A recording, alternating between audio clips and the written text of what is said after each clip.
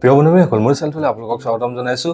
আজিৰ ভিডিঅ'টোত আলোচনা কৰিম অসম আৰক্ষীৰ কৰ্মচাৰীসকল আৰু যি অৱসৰপ্ৰাপ্ত আৰক্ষীৰ সদস্যসকল আছে, তেওঁলোকে যি কেন্দ্ৰীয় পুলিচ কল্যাণ ভাণ্ডাৰ কেণ্টিন কাৰ্ড থাকে, সেই কেণ্টিন কাৰ্ডখন কেনেকৈ আবেদন কৰিব পাৰিব বা কেনেকৈ এপ্লাই কৰিব পাৰিব, আৰু সেই কেণ্টিন কাৰ্ডখন এপ্লাই কৰাৰ সময়ত কি আপোনালোকক নথিপত্ৰ দৰকাৰ হ'ব, ইম্পৰ্টেঞ্চ ডকুমেণ্টসমূহ কি লাগিব, বা আপোনালোকক কেনেধৰণে সেই গোটেই প্ৰচেছটো কৰিব, আজিৰ ভিডিঅ'টো যদি মই আপোনালোকক ষ্টেপ বাই ষ্টেপ সম্পূৰ্ণভাৱে বুজাই দিম আহক। আৰু এই কেণ্টিন কাৰ্ডখনৰ জৰিয়তে যি আৰক্ষী কৰ্মচাৰীসকল আছে বা যি অৱসৰপ্ৰাপ্ত আৰক্ষী সদস্যসকল আছে, তেওঁলোকে যিকোনো বস্তু সুলভ মূল্যত বা কম দামত বা ডিছকাউণ্টত তেওঁলোকে কিনিব পাৰিব। ফাৰ্ষ্টতে যদি আপোনালোকে ৱেবছাইটটো চাই, সেইটো চাওক kpkbmsa.in, আৰু মই ভিডিঅ' ডেছক্ৰিপশ্যনতো গোটেই লিংকটো দি থওঁ, আপোনালোকে তাৰ পৰাও এপ্লাই কৰিব পাৰে। চ' ৰেজিষ্ট্ৰেশ্যন ছেকশ্যনত প্ৰথমে আপোনালোকে পাৰ্চনেল ইনফো গোটেই ডিটেইলছ ভৰাব লাগিব।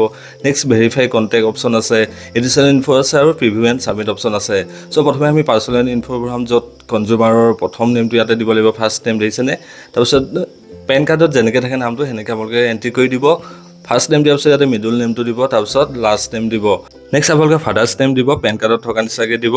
মোবাইল নম্বৰটো আপোনালোকে দিব লাগিব, লগতে আপোনালোকে ইমেইল আইডিটো ইয়াতে দিব লাগিব। তাৰপিছত আপোনালোকে ডেট অফ বাৰ্থটো ইয়াতে চিলেক্ট কৰি দিব। নেক্সট আপোনালোকে পেন নাম্বাৰটো দিব লাগিব, ইয়াতে দেখিছেনে।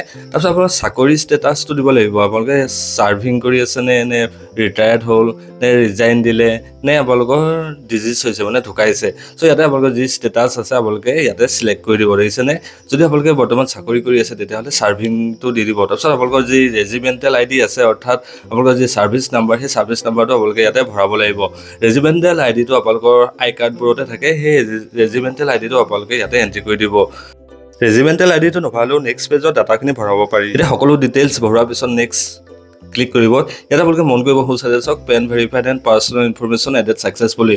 এতিয়া আপোনালোকে যিটো নাম্বাৰ দিছিলে সেই নাম্বাৰটোলৈ এটা OTP যাব, সেই OTPটো আপোনালোকে ইয়াতে এণ্ট্ৰি কৰি যি ভেৰিফাই অপশ্যন আছে, ভেৰিফাই অপশ্যনত আপোনালোকে ক্লিক কৰি দিব, অৰ্থাৎ আপোনালোকৰ মোবাইল নাম্বাৰটো এতিয়া ভেৰিফাই হৈ গৈছে। নেক্সট আমাৰ এতিয়া কাম হ'ব, আমি এটা পাছৱৰ্ড ক্ৰিয়েট কৰিব লাগিব।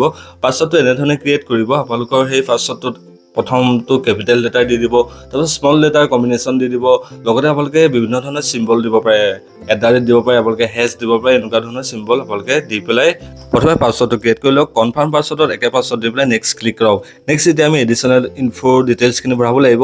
ইয়াতে মন কৰিব, কনজিউমাৰ যি আমি ভৰাইছিলোঁ সকলো ডিটেইলছখিনি ইয়াতে দেখিবলৈ পাব। তাৰপিছত চাওক তলে যদি আপোনালোকে মন কৰে, ইয়াতে আমি জেণ্ডাৰ চিলেক্ট কৰিব লাগিব, জেণ্ডাৰটো আপোনালোকে চিলেক্ট কৰি দিব।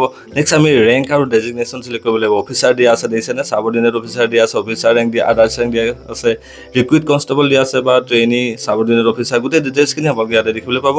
আপোনাৰ ৰেংক যি হয় সেইমতে আপোনালোকে ইয়াতে চাই পেলাই ইয়াতে এণ্ট্ৰি কৰি দিব। আৰু যদি ইয়াতে আপোনালোকে বিচাৰি নাপায় ৰেংকটো, তেতিয়া আদাৰ ৰেংক দি পেলাই আপোনালোকে গোটেই ডিটেইলছখিনি ভৰাব লাগিব। এতিয়া চাওক ছাৰ্ভিচ অফ ব্ৰাঞ্চ কি হয়, সকলো ইয়াত ডিটেইলছ দিয়া আছে।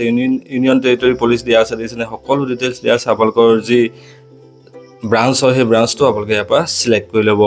চ' মই আছাম পুলিচৰ কৰিছোঁ, সেইকাৰণে মই আছাম পুলিচ ইয়াতে চিলেক্ট কৰিম। আপোনালোকে গোটেই তললৈ ড্ৰেগ ডাউন কৰি আপোনালোকে চিলেক্ট কৰি দিব। ইয়াতে চাওক আছাম ৰাইফলো আপোনালোকে দেখিবলৈ পাইছে, সকলো ব্ৰাঞ্চ ইয়াতে দিয়া আছে।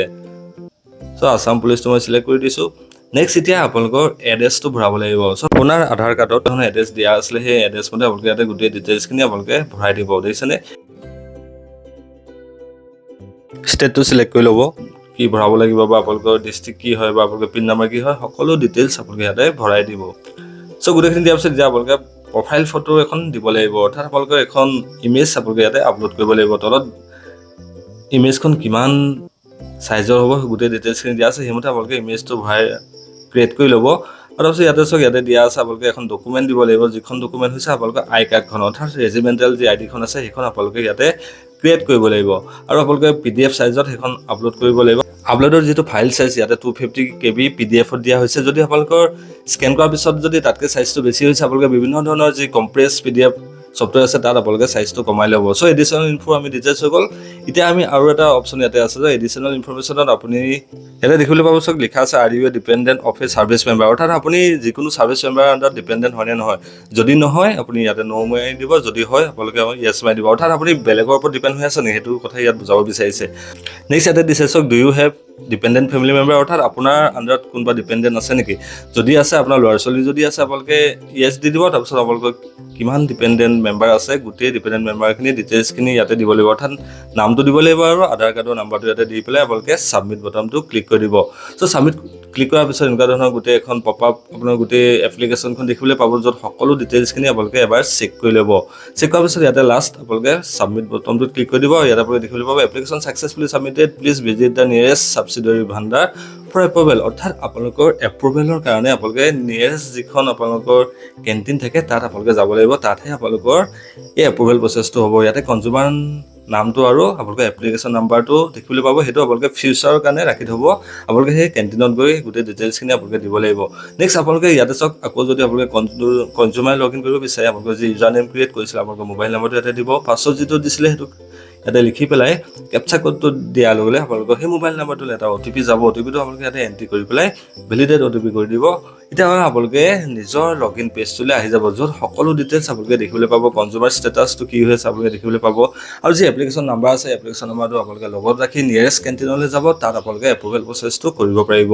চ' ইয়াত গোটেই ডিটেইলছখিনি আপোনালোকে পিছত চাব পাৰিব আপোনালোকে কি কনজিউমাৰ বস্তু কিনিলে বা আপোনালোকে কি আইটেম কিনিলে আপোনালোকে কেণ্টিনৰ পৰা যিকোনো যদি প্ৰডাক্ট কিনিছে গোটেই ডিটেইলছখিনি আপোনালোকে ইয়াতে লগ ইন কৰি চাব পাৰিব চ' লাষ্টত আপোনালোকে লগ আউট কৰি দিব ভিডিঅ'টো যদি ভাল লাগিলে ভিডিঅ'টো লাইক কৰি দিব আৰু ভিডিঅ'টো আপোনালোকৰ বন্ধু বান্ধৱীসকলৰ মাজতো শ্বেয়াৰ কৰি দিব আৰু লগৰ কৰ্মচাৰীসকলৰ মাজতো শ্বেয়াৰ কৰি দিব যাতে তেওঁলোকেও গম পায় কেনেকৈ আপোনালোকে এই কেণ্টিন কাৰ্ডখন এপ্লাই কৰিব পাৰে আৰু মোৰ এই চেনেলটোত যদি আপোনালোকে প্ৰথম ভিডিঅ' চাইছে তেতিয়াহ'লে আপোনালোকে মোৰ এই চেনেলটো ছাবস্ক্ৰাইব কৰি থ'ব যাতে এনেকুৱা ধৰণৰ সকলো ধৰণৰ ইম্পৰ্টেণ্ট ভিডিঅ'সমূহ মই আপোনালোকৰ মাজত শ্বেয়াৰ কৰি থাকোঁ ভিডিঅ'টো আজিলৈ ইমানেই আছিলে ধন্যবাদ